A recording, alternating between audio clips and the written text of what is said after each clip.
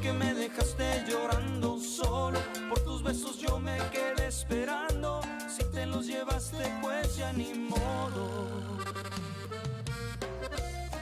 Es uno de los videos más recientes de La Cima, who are our guests this Sunday morning here on Domingo Live.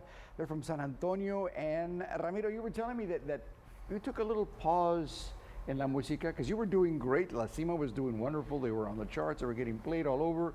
And then you took a pause. Yeah. Because we had two children. Two children. They're the reason right there. Yes. Platícame de eso una vez más. Well, yeah, they were the reason. I hadn't gotten to where I was happy, where I wanted my career to go, so put things on a balance, I decided, you know what, I'm gonna stay home, it wasn't getting any easier, it was actually getting tougher. Yeah. It was all that change through, in my time, there wasn't the TikToks and all this stuff Right. yet. So it was still the radio and social media was appearing. So it was just kind of new times. So in short, I decided to pause the career and concentrate on raising my children. Sure. And they were the reason mainly I stopped playing, and now they're the main reason I'm back at it. And isn't that beautiful? It is. I'm really looking at it from a very different perspective this time. Qué bien. I think it's God-given because Amen. I didn't push music on them. Ellos solos. Ellos solos. Sí. It's in their blood. Sí, como no es una bendición que ellos ahora están tocando. How did it come about that you decided, you know what, I'm gonna pick this up, play the bass? I mean, the bass? You play bass, right? I play.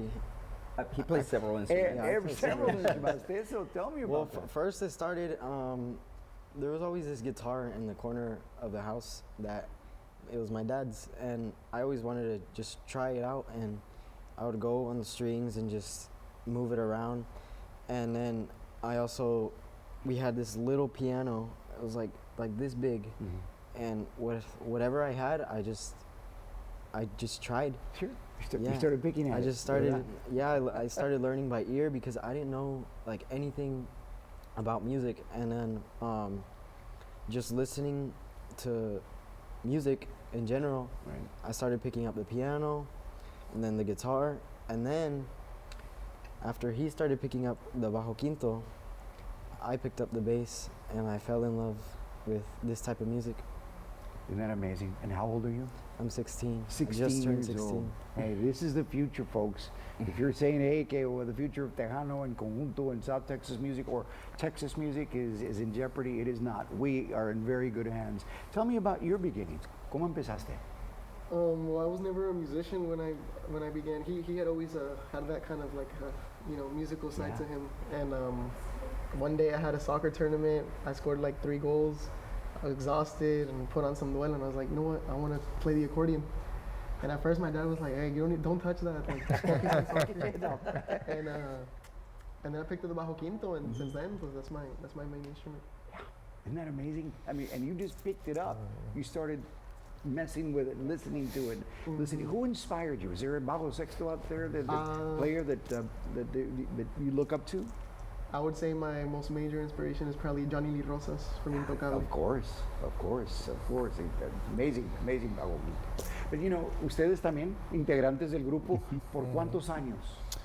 ¿Del grupo o de músico? Pues de músico y de grupo. Del grupo creo que voy desde que empezamos otra vez, ya casi el año, y de músico desde que tengo 5 años. Desde 5 años. ¿Usted, señor? Arnulfo Martínez, percusiones y animación. Sí.